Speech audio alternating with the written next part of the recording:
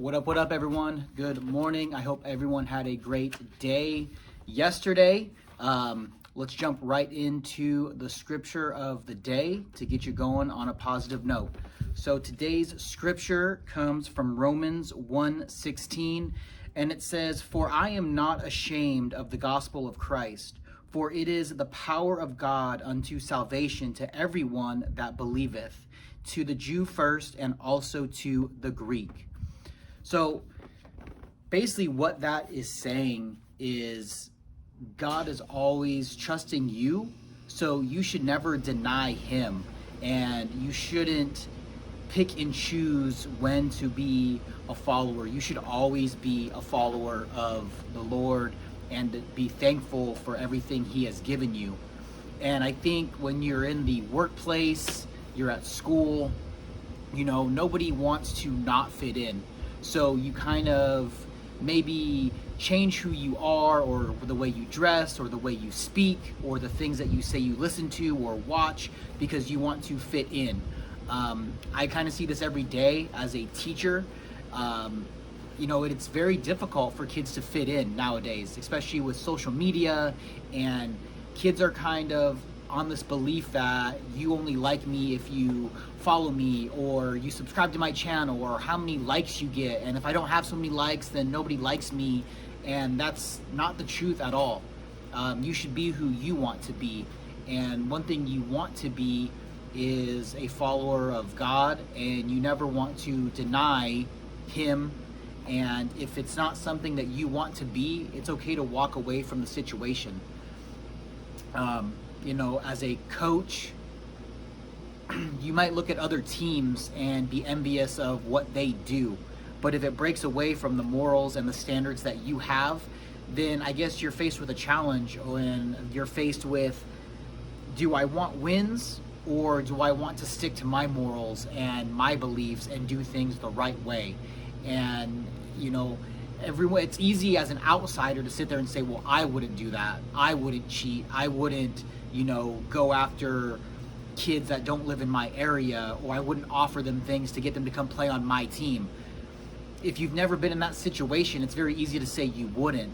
But when faced with pressure and other outside pressures, sometimes you tend to give into things that maybe you wouldn't. And that's the biggest difficulty in life, as we talked yesterday, is you're going to be faced with obstacles, and with every good there's going to be evil, and just know that you're going to be tempted. That's one thing that's hard, right? Temptation. You're going to be tempted in your marriage, you're going to be tempted in relationships, you're going to be tempted at school, you're going to be tempted at the workplace, you're going to be tempted, as a coach, as a player, to do things that maybe morally I shouldn't do. And you need to put your faith in God to understand those situations, to walk away from those situations, so you're always sticking to the word, you're always sticking to what you believe, and you're staying true to who you want to be. And really, if you're staying true to God, you're staying true to your wife or husband, you're staying true to your family, you're staying true to your team, your employees, you're staying true to everybody that you deem to be important in your life, then that's all that really matters.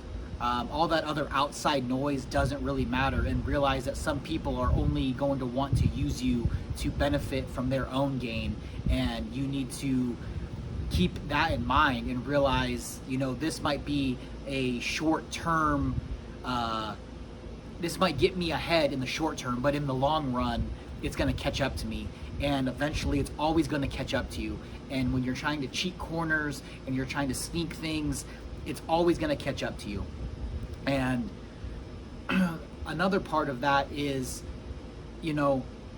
as a Christian, I brought up this yesterday, there's some people that don't like to go to church. And, depending on if you're trying to get back into having a relationship with God, or you have a relationship with God, some people just don't like going to church. And when you bring up the fact that you're a Christian, people who aren't believers of God, the first thing they tend to always bring up, I don't want to say all the time, but the first thing they always tend to bring up, through my experience, is they go right to, well, people who go to church are hypocritical. People that go to church are hypocritical. And they bring up things about church rather than disputing like God and the word of the Bible. And that's two different things again. And if you go to church and that's how you connect with God, and that's a family thing, or that's like you and your spouse thing, or maybe it's just a you thing, that's great. That's how you connect. But you cannot force that upon other people, and that's not your job. That's not what you're called to do. What you're called to do is to live your life through the Lord, be a believer of the Lord, and just live your life the proper way to serve Him. And God will connect with those people in His own way, and He's going to touch their hearts and open their hearts when He wants to do it, and He's going to present those opportunities for them to step through that door that He opened. Don't be the one that's always trying to force it. Like anything else, I have parents that say, well, my kid, when he comes home or she comes home, she never wants to sit down. He never wants to sit down and practice math or practice spelling words or practice reading. And my first question is, well, is it a negative experience? Well, what do you mean? Well, do you guys argue? Do you raise your voice with them? Is it something you're demanding them to do? Well, yeah, they need to do it. Well, there's a difference between a need and a want. You are telling them they need to do it, but because it's always an argument or it's always a negative atmosphere, it's a negative experience, it becomes something they don't want to do, because now they just know, if I don't do this right, I'm going to get yelled at. Same thing with parents.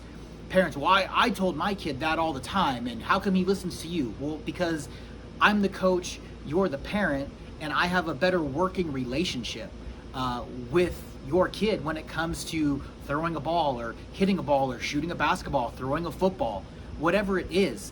If it's a negative experience and it has a negative undertone, of course you're not going to want to do it.